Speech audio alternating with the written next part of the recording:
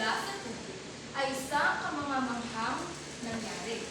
Isang banal na espiritu ang bumaba mula sa langit.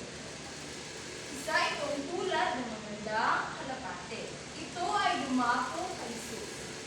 At ang Diyos ay nagsalita, "Ito ang aking anak. Mahal ko siya at lubos akong naglulugod sa kanya." Noong 13 taong gulang pa lamang si Jesus, ay alam na niya na oras na para simulan ang ibigay ng Diyos sa kanya.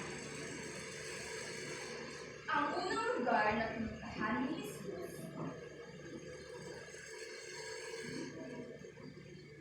ay upang makita ang kanyang pinsan na si Juan. Si Juan ay nasa ilog Jordan. Si Juan ay abala sa pamangaral sa mga tao na kailangan nilang magsisi at magpamitan. Nung nakita ni Juan si Jesus, itinuro niya ito sa lahat ng tao at sinabi niya, "Tingnan niyo ang anak, tingnan niyo ang kordero sa Diyos na nag-alis ng mga kasalanan sa sanlibutan." Alam ni Juan na ang pinakamahalagang gawain niya ay ipakilala si Jesus sa lahat ng tao. Hindi makapaniwala si Juan sa hiniling ni Jesus. Gusto ni Jesus na si Juan ay binyagan niya, ay hindi makapaniwala si Juan nang hilingin ni Jesus na magpabinyag si Jesus sa kanya. Alam ni Juan na si Jesus ay kailanman hindi nagkasala. Ngunit ang sinabi ni Jesus, tama, ang magpabinyag ay nararapat gawin at ipakita sa lahat ng mga tao. Kaya, pumayag si Juan na binyagan si Jesus sa ilog Jordan. At doon lang po nagtatapos ang ating kwento. May natutunan ba ang lahat sa kwento? Kung gayon, sino ang makapagsasabi o ano ang inyong masasabi tungkol sa kwento na ating binasa at nakita? Ano ang kwento? Ano ang masasabi ninyo sa kwento? Pagbibinyag. Henry? Ito ay ang pagbibinyag ng Tama. baptismo ni Jesus. Ang kwento ay patungkol sa napakahalaga na dapat tayo ay magsisi at magpabinyag. Kung gayon, sino naman ang nagbinyag kay Jesus? Beverly? Si Juan. Tama, si Juan ay ang nagbinyag kay Jesus. At saan bininyagan? Saan bininyagan si Juan? Rose? Sa Jordan. La, kuwang! Ay, Jesus. Pasensya. Kuwang! Jordan River. Ah. Ano ang Tagalog na river? Ilog. Jordan River na nag-picture. Ilog ng Jordan. At ano ang sinabi ni Juan nang ipinakita niya si Jesus sa mga tao? Ang sinabi niya ay ito ang ginagamit natin ito kapag tayo ay nagsisimba. Sige, Rose. Tama. Ang sinabi ni Juan ay ito ang kordero sa Diyos na nag-alis ng mga kasalanan sa sanlibutan. Palakpakan ninyo ang inyong mga sarili. Ngayon, ay handa na kayo sa tatlong aktibidad na aking handa? Opo!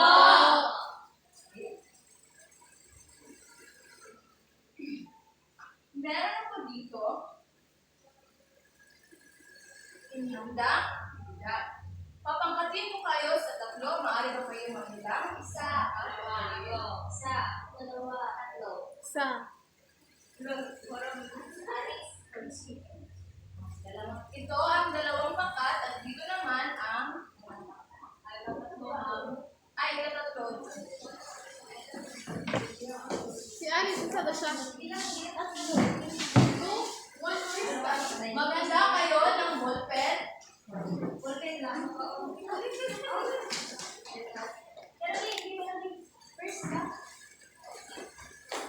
Ang inyong gagawin ay meron ako dito.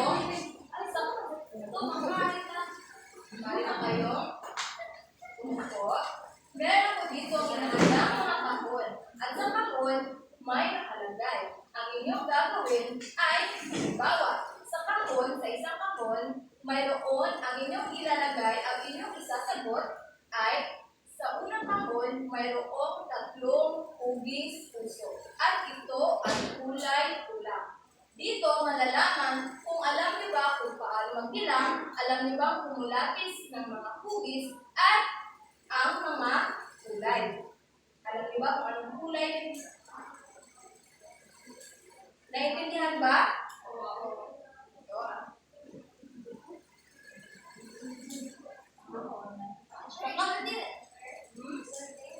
Isulat po sa baba.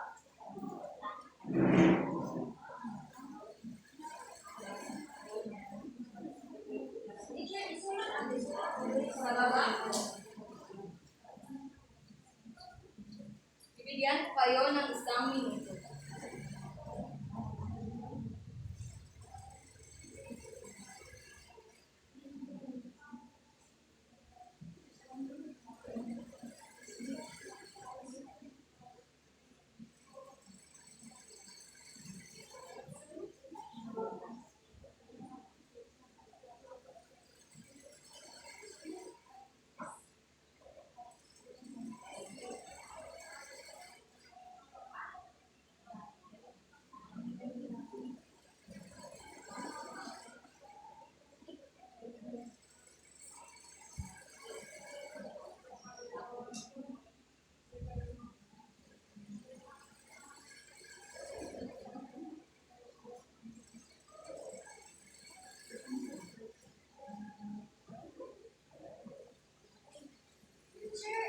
Sure.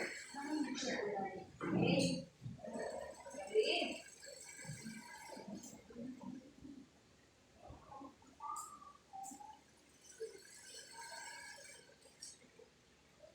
Tapos na ba ang lahat?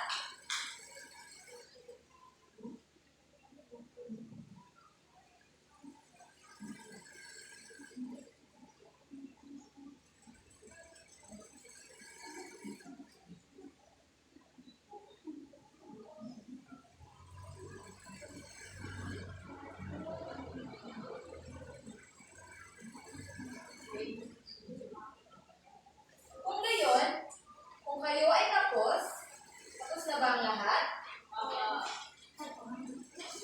Sino ang naunang nakatapos?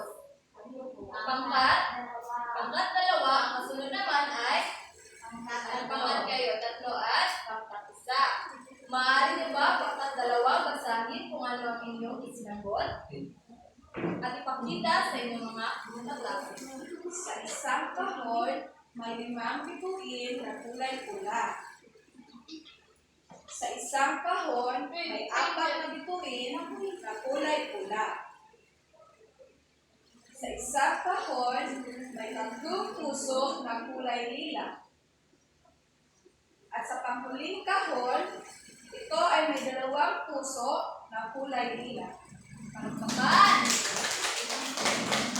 Sunod naman na pangkat ay ang pangkat. Sa kahon ay may 3 tagsulok na kulay berde. Sa kahon ay may 5 tagsulok na kulay berde. At sa baba naman, sa kahon ay may 6 na rektanggulo na kulay asul. Sa pang-4 ay sa kahon may 3 rektanggulo na kulay asul.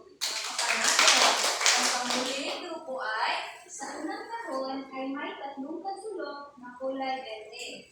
Sa pangalawang kahon, mayroong 5 tagsulok na kulay berde. Sa ikatlong kahon, mayroong 3 puso na kulay dila. Sa ika-4 na kahon naman ay mayroong 2 puso na kulay dila.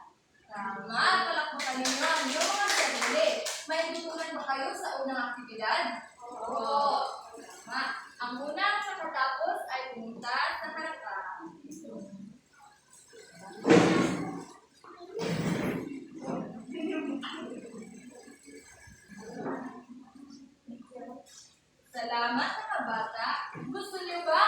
Sumaya ka? Opo. Okay. Ngayon, pupunta kayo sa gitna at maghugis bilog.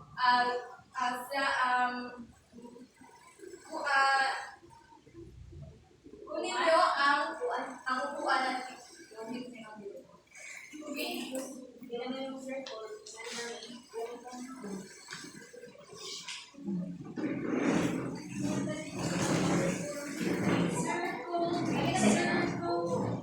Hindi ako sa iba yung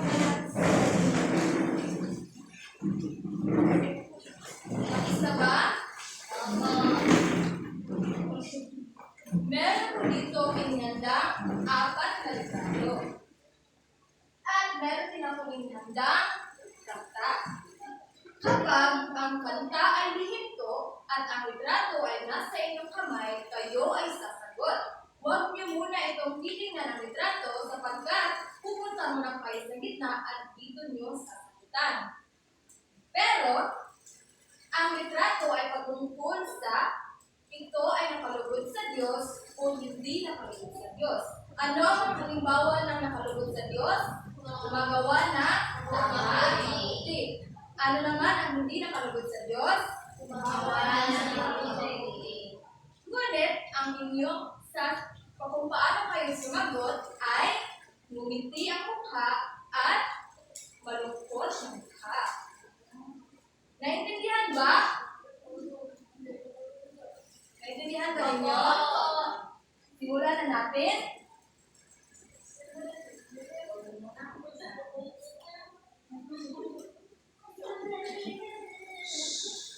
Simulan ko na.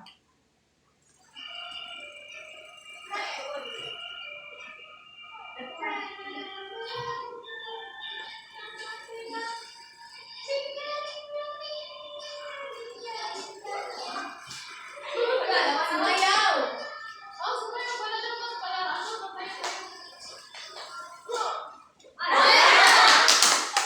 Huwag mo nang tingnan, Beverly. Ipakita mo sa iyong klase. Tingnan mo. Ano ang iyong gagawin? Wala, hindi mo nakita. Magbilang, 1, 2, 3, gawin mo.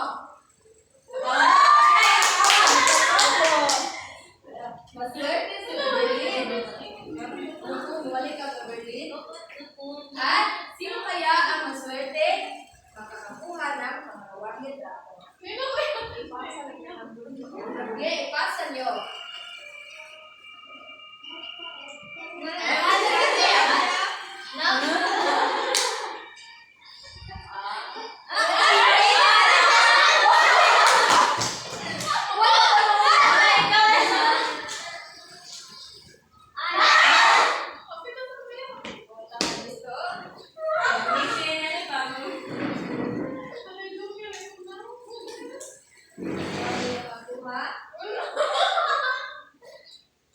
Ipakita mo, Emily. Ipakita mo na Emily.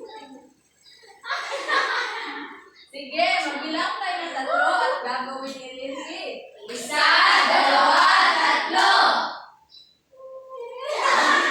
Tama. Meron na lang tayong 2 litrato. Sino kaya ang maswerte? Mag-isita dito.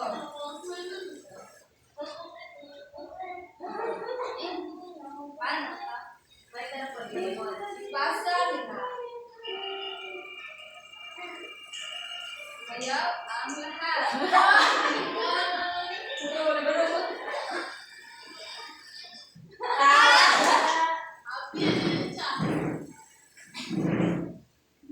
Isa, 2, 3.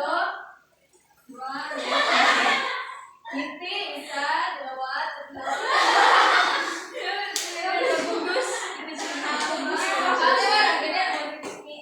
Ngayon, ay meron na lang tayo isang litrato. Bigay ko sa iyo. Ipasa nila.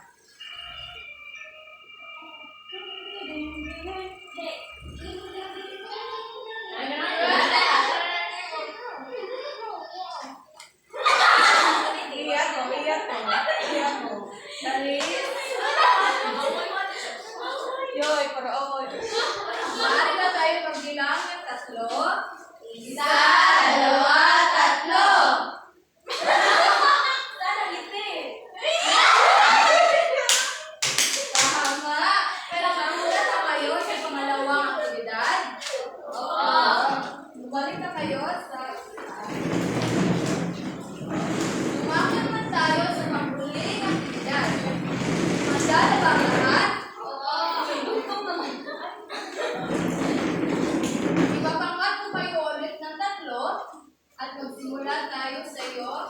Isa. Dalawa.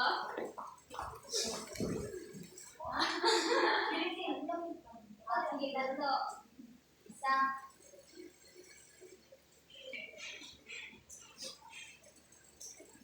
Ay ipapangkat ko kayo sa dalawang pangkat. Una ka, dalawa. Isa. Dalawa. Isa. Dalawa. Isa. Dalawa. Dito ang unang pangkat at ang Diyos. Dalawang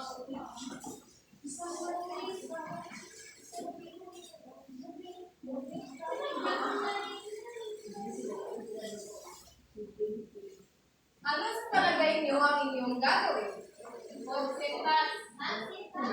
Sintas. Meron ako dito.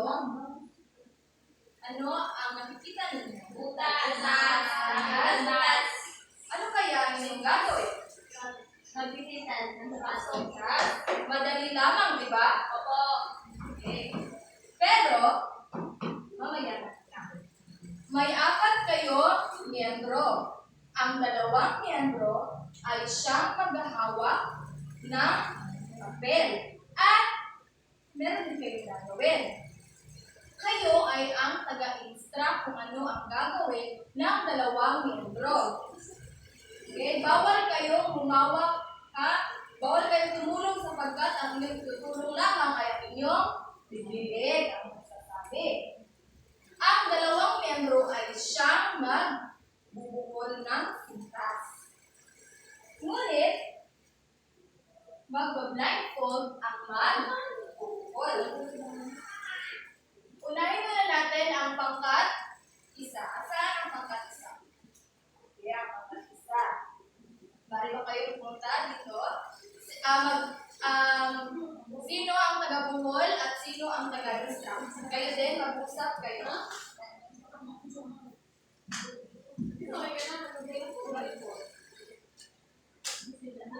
Tapos ba kayo mag-usap? Alina kayo, pangkat isa? Sino ang taga-instruct? Ikaw ang humawak at kayong dalawa ang palitan kayo ha. Huwag kayong masyadong malapit dahil pabilisan ito. Opo, may 3 minuto, 2 minuto ang aking. Ngunit, meron din kayo gagawin. Kapag ang sinabi ng taga-instruct ay kaliwa, ang inyong sasabihin ay balik-kanan. Naintindihan ba? Siyempre sila ang mag-distract sa inyong taga ay ang magbubukol. Halimbawa ay sinabi nilang dalawa na sige, ipasa mo na, ang ibang grupo naman ay sasabihin, huwag mo muna itong ipasok. Malalaman natin kung masunurin ba kayo. Naintindihan ba? Yes, simulan na natin. Kayo ang bahala kung anong klaseng buhol ang gusto ninyo.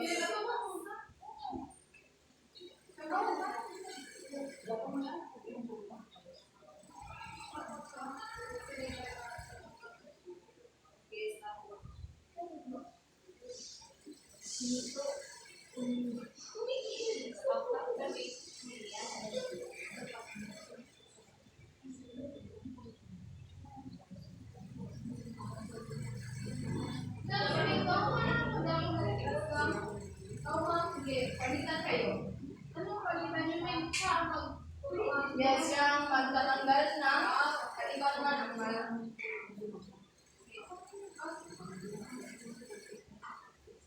Bakit yan? Hindi. Sa inyo, kayo ang mag-instruct. Sige, Rende. Go. Straight. Muna po. Papa.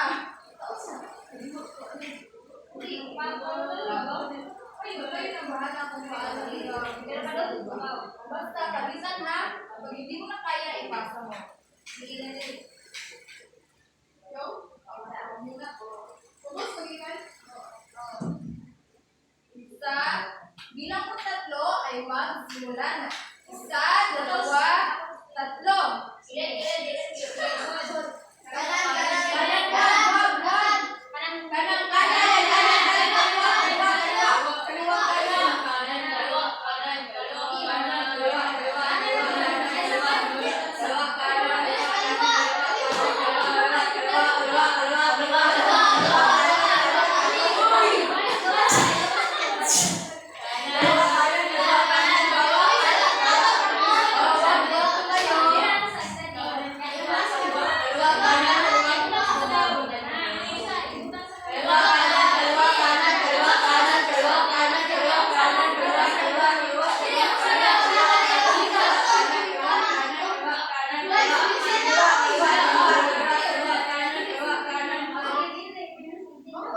sumunod.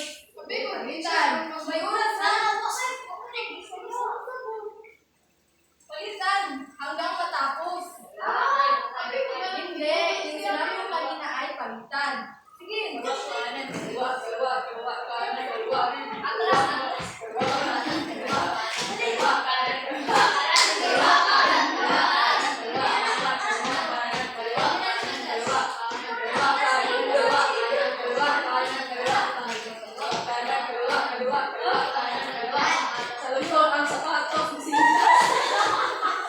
Mahal niyo ba yung pagbihan yung nabuhol?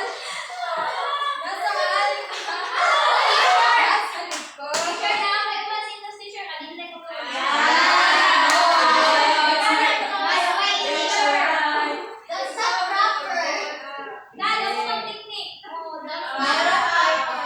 Ang inyong oras ay 1 minuto at 12.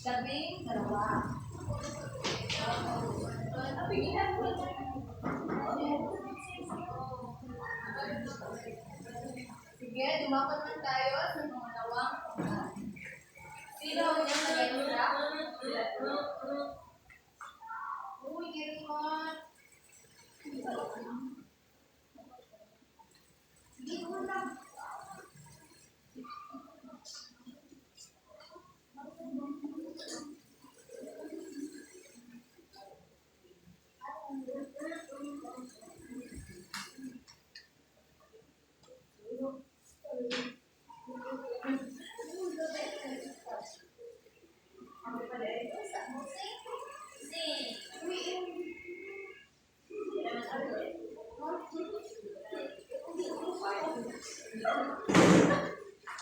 Handa na ba? Oo. Sa pagbilang ko tatlo ay magsimula na. Isa, dalawa, tatlo. Bilis na!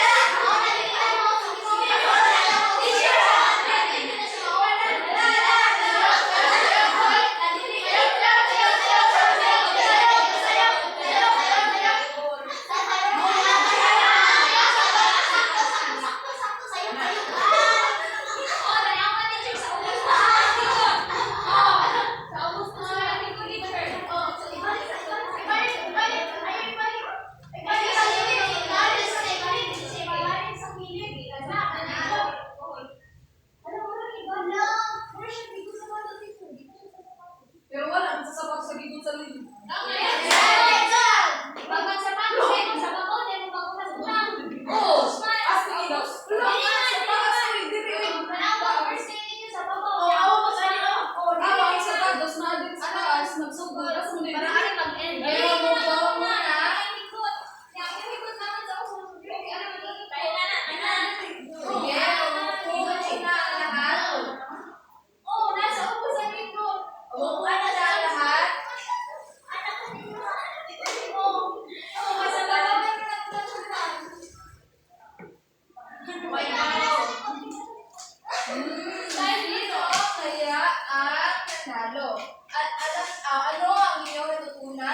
maglaro, Isa. makinig kung saan ang tama kahit na sa paligid ay marami. Mali. Tingnan ko kung sino ang nanalo. Handa na ba kayo? Opo. Ang nanalo ay kayong lahat. Sapagkat meron namang iba-ibang pagtali ng pintas. Pumunta kayo sa time ay ang nanalo ang pagkat. Punta ang lahat sa harapan at kunin ang inyong tulad. Dahil nag-effort kayo magsabi.